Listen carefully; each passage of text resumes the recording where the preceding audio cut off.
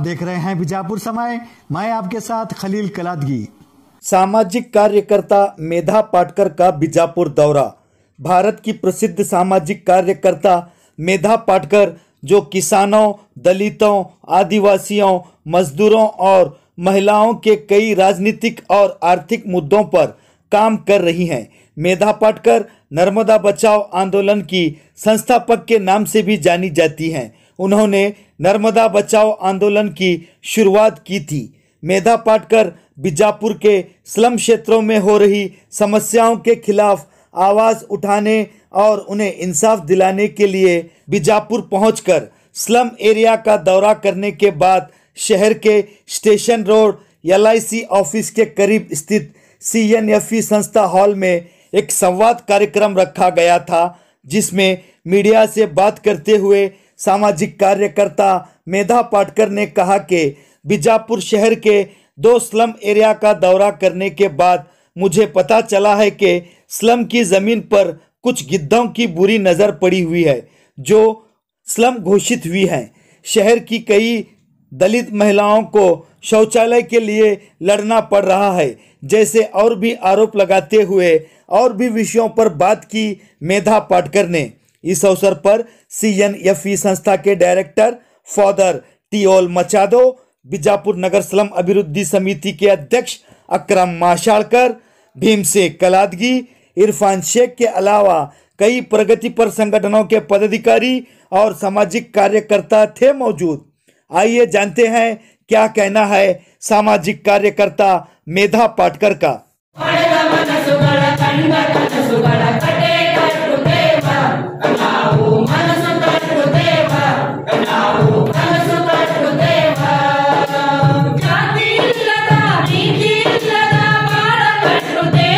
आज हम लोग विजयपुर में पहले भी जो स्लम्स में गए थे, तो उन स्लम्स में क्या चल रहा है ये देखने के लिए आए।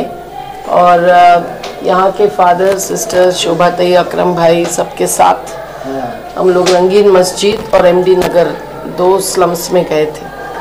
95 स्लम्स जो विजयपुर में हैं, उनके हक की बात स्लम अभिवृद्धि समिति के द्वारा बहुत सालों से चल रही है। और उस समय हमने बहुत बड़ी रैली के द्वारा येडुरप्पा सरकार के सामने भी बात रखी थी, और उसके बाद सिद्धरामैया और हर सरकार के सामने बात रखते हुए यहाँ का कार्य चल रहा है। आज हमने देखा कि एक एक स्लम के नीचे की जो ज़मीन है उस पर कुछ गीधों की नज़र पड़ गई है। जिन स्लम्स को डिक्लेयर किया गया, स्लम डेवलपमेंट एक्ट है 1970s का है, लेकिन उन पर भी अगर कोई बाजू में रहने वाला प्राइवेट लैंड ओनर अगर नज़र डालता है तो क्या होता है, ये बात हमने रंगीन मस्जिद में देखी है। महिलाओं का शौचालय तोड़ दिया गया, और स्लम बोर्ड ने जो नापती की अभी कुछ दिन पहले, उससे यह साबित हुआ है कि वो जो महेंद्र कर परिवार है, उनकी वो जमीन नहीं है जहां वो शौचालय खड़ा है। अब एक शौचालय बचाने के लिए अगर महिलाओं को लड़ना पड़ रहा है, जिनमें दलित महिलाएं भी है, तो ये तो SC/ST एट्रोसिटीज एक्ट के तहत अपराध है। पूना में महाराष्ट्र के ऐसी ही एक बस्ती, भीमनगर नाम से ही आप समझेंगे वो दलित बस्ती, आधी बस्ती को बसा दिया और आधी बस्ती को छोड़ दिया। और उनका जो बचा हुआ शौचालय है, जो बचे हुए परिवारों के लिए बेहद जरूरी सुविधा है, उसको तोड़ने के लिए बार बार अधिकारी भेजते गए, मेयर साहब पूना के, लेकिन आखिर में हम सब लोग उसमें पड़े। हमारा जो घर बचाओ घर बनाओ आंदोलन है, उसकी वहाँ यूनिट बन गई। बंबई में 75,000 घर तोड़े थे, तब यह आंदोलन बना था, बस्तियां फिर बसाई थी। तो ये भीमनगर बस्ती में पूना के जो अत्याचार हो रहा था, उसको कानून के तहत आज पूना के महापौर मेयर साहब के खिलाफ केस दर्ज हो चुकी है और शौचालय बच गया है। हमारा मानना है रंगीन मस्जिद का शौचालय भी बचना चाहिए। बचाने के लिए महिला शक्ति ही काम करेगी। ये आज महिलाओं ने वहाँ संकल्प लिया है, जहाँ अकरम भाई, शोभा ताई गायकवाड़, रफीक भाई और फादर और सब हाजिर थे। हमने देखा MD नगर में, जहाँ वकील साहब भी केस लड़ रहे हैं, बाजू में एक काका कारखानीस नाम के व्यक्ति को सरकार ने दी हुई जमीन थी, अच्छे कार्य के लिए जमीन दी थी, दलितों के लिए, महिलाओं के लिए एक कारागृह जैसा बनाने के लिए, और कारागृह जैसी एक बिल्डिंग बनी है, पर वो सही में जेल नहीं है, एक संस्था है। लेकिन आज वो संस्था किसी राजनेता के हाथ में चली गई जो आज सत्ता के पद पर बैठे हैं। तो जो स्लम डिक्लेयर्ड है, वहां बोर्ड लगा हुआ है, 64 घर है, साफ सुथरे हैं, पक्के मकान बहुत से बन चुके हैं। उन घरों को उजाड़ने की क्यों सोच रही है सरकार? सरकार सोच रही है ये कहते हुए कि वो काका कारखानीस जी की जमीन है, जबकि उनकी जो दीवार है उसी से मालूम पड़ता है कि उनकी जमीन दूसरी है, और वो जमीन सरकार के छोटे छोटे बैराक जैसे बंगले बनी हुई है। अगर इनको वहां घर बना के दे तो बात अलग है, बिना वैकल्पिक घर दिए हुए बेघर बेरोजगार भी होना पड़ता है, ये मंजूर नहीं है। हम अपेक्षा करते हैं कि कुछ थोड़े स्लम्स में अभी पट्टा देना चालू हुआ है, जिसका हम स्वागत करते हैं। उसी प्रकार से हर गरीब बस्ती में रहने वाले जो गुंडे नहीं है, जो श्रमिक होते हैं, जो घर घर में नौकरानियों के काम करते हैं, घर बनाने का काम कौन करता है? क्या बिल्डर करते हैं? पैसे से घर बनते हैं? हाँ, रोबोट से बन घर अभी बनेंगे, नया कंप्यूटर का आर्टिफिशियल इंटेलिजेंस आया है, लेकिन आज तक तो भारत के घर हमारे निर्माण मजदूर बनाते हैं। तो ये सब श्रमिकों की बस्तियों को न उजाड़ते हुए उनको हक देना, और ये हक देना चालू किया है। इसीलिए आजू बाजू के मालिक अब वो उस पर आक्रमण करने का अगर सोच रहे होंगे, तो यहाँ के पुलिस प्रशासन का, यहाँ के प्रशासन का ये काम है कि उनको रोक दिया जाए, कानूनी कार्यवाही की जाए, और इन लोगों को अपना घर रखने का अधिकार दिया जाए। हम लोग ये जानते हैं कि मुंबई में भी और जगह जगह आज जो जमीन सोना बन गई है, उससे बचाने के लिए जैसे किसान लड़े हैं 3 किसान विरोधी कानूनों के खिलाफ, हमारी संयुक्त किसान मोर्चा की अभी परसों 15 तारीख को दिल्ली में बैठक है। तो जो आंदोलन दिल्ली सीमा से स्थगित किया है, पूरा वापस नहीं किया है, तो उसके आगे के कदम केवल पंजाब, उत्तर प्रदेश, उत्तराखंड जैसे राज्यों के चुनाव को मद्देनजर न रखते हुए, किसानों के मंजिल को मद्देनजर रखते हुए आगे कैसे चलेगा, ये हमको 15 तारीख को तय करना है। पर किसानों के साथ साथ खेत मजदूर भी आज अपनी मजदूरी सही नहीं पाते हैं, तो फिर उनको शहर में आकर ही बसना पड़ता है। किसानों को भी छोटे छोटे शहर में आकर बसना पड़ता है, और सालों तक एक पीढ़ी निकल गई, उसके बाद उनके घर तोड़ने की साजिश होती है। ये बहुत ही बड़ा अन्याय है, ये संविधान के खिलाफ है, ये न्याय के खिलाफ है। इसलिए कानूनी और मैदानी दोनों लड़ाइयां लड़ने का संकल्प आज बीजापुर के स्लम के महिलाओं ने, युवाओं ने, बुजुर्गों ने लिया है, जिसका हम स्वागत करते हैं। हम जन आंदोलनों के राष्ट्रीय समन्वय के द्वारा इनको जरूर समर्थन देते रहेंगे। जो भी अकरम भाई, शोभा ताई, फादर टेनी सब मांगेंगे, हम लोग उसके लिए तैयार रहेंगे। अभी कर्नाटक में पानी के बारे में नहीं चल रहा है, मेकेदाटू सरकार के खिलाफ, उसकी बात मैं अब कल बेंगलोर में जाकर पूरी समझने के बाद ही बोलूंगी। पर कावेरी को बचाना जरूरी है, हर नदी को बचाना जरूरी है, अवैध रेत खनन से बचाना जरूरी है। कुछ तो नदी बहती रहनी चाहिए। पूरी नदी बांधेंगे तो आज गंगा, भागीरथी, अलकनंदा, मंदाकिनी की जो हालत हुई है, और फिर केदारनाथ जैसे हादसे हुए, वैसे हादसे होते जाएंगे। ये बचाने का काम जग्गी वासुदेव नहीं कर सकते हैं, ये बचाने का काम कावेरी के बेसिन के लोग कर सकते हैं। इसमें राज्य विरुद्ध राज्य का झगड़ा नहीं होना चाहिए। सभी एक नदी के बेसिन के लोगों ने एकत्रित आकर इस देश की हर नदी को बचाना चाहिए।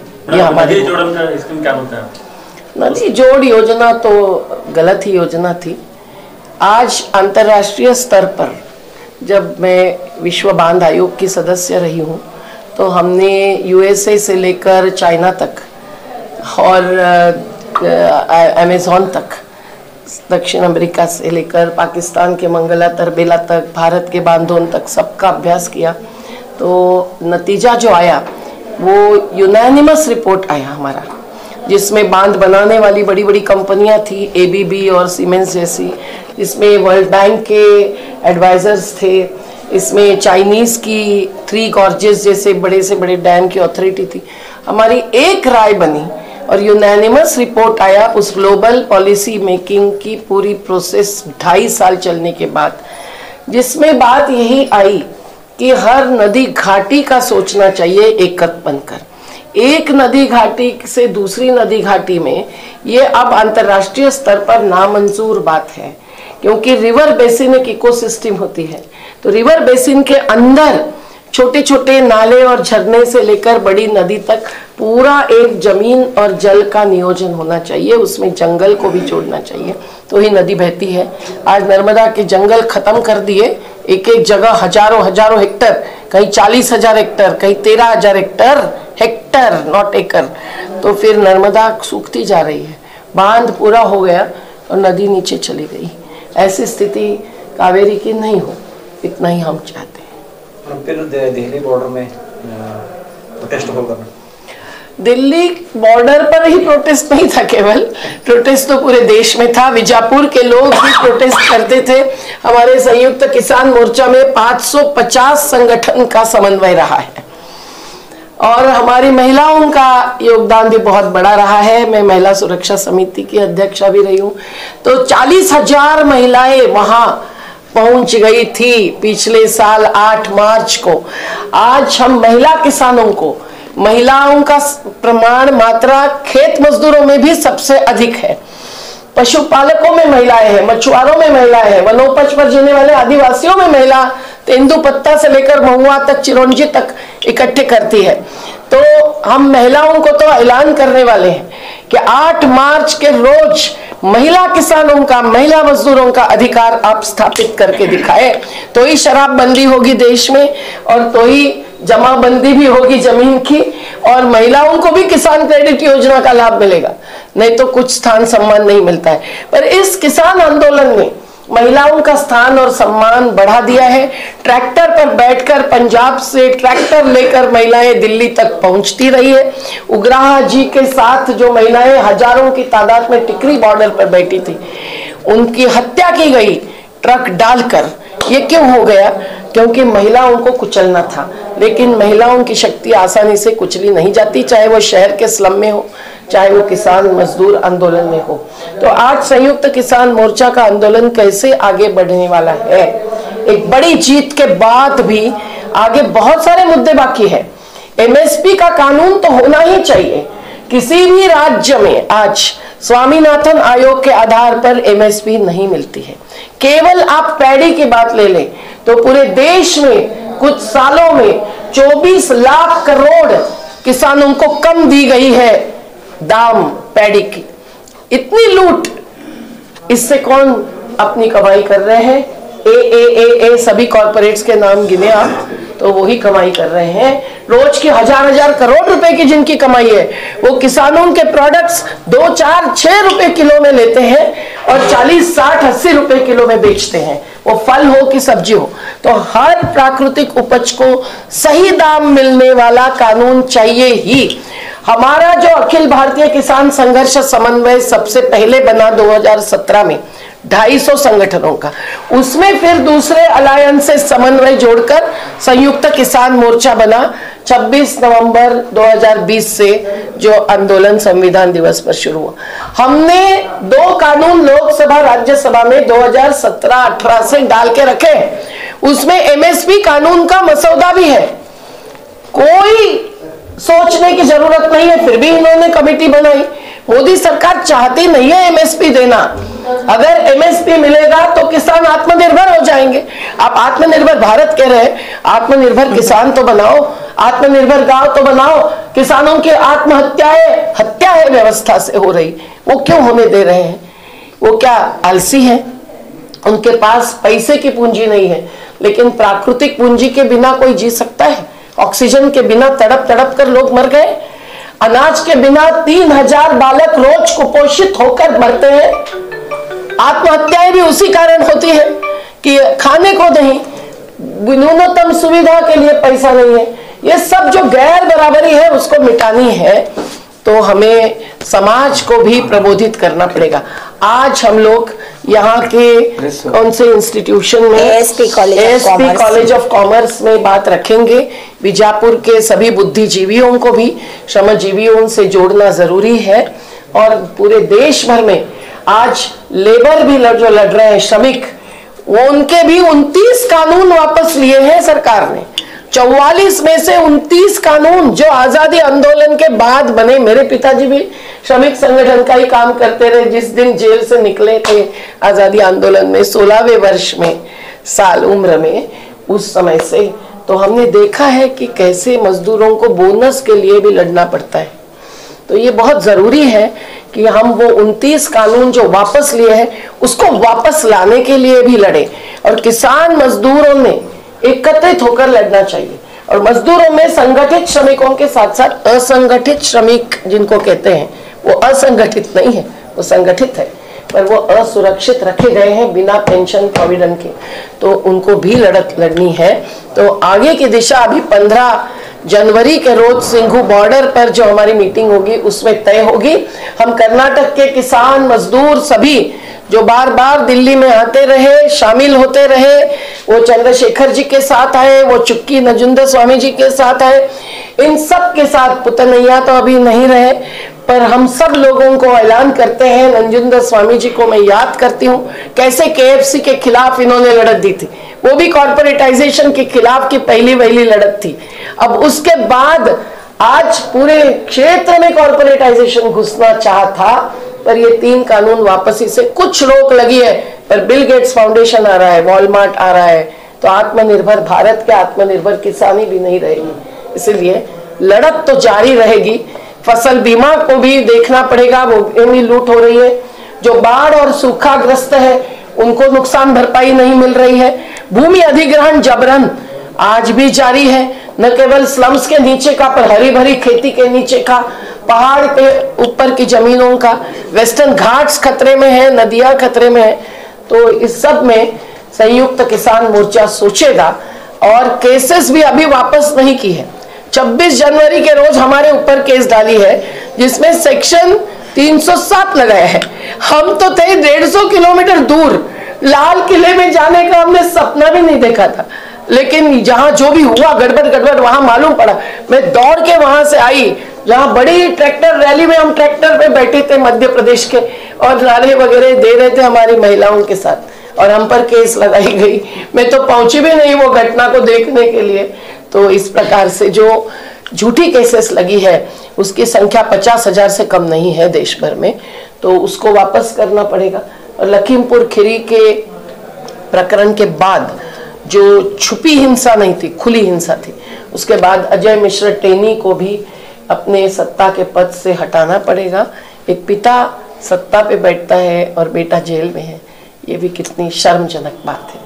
तो ये सभी मुद्दों पर, और एमएसपी एक्ट के लिए जो कमेटी बनाई है उसमें केवल 5 मेंबर्स लिए हैं संयुक्त किसान मोर्चा से, लेकिन बाकी संगठन कौन होंगे, कितने होंगे, उनकी मांग क्या होगी, कुछ तय नहीं है। तो ऐसे अधूरापन से आंदोलन खत्म नहीं कर सकते हैं, आंदोलन को आगे बढ़ाना पड़ेगा चुनावों के पार। तुझे पता है अब घर बैठे सब कुछ मिलेगा, मतलब फूड, ग्रोसरी,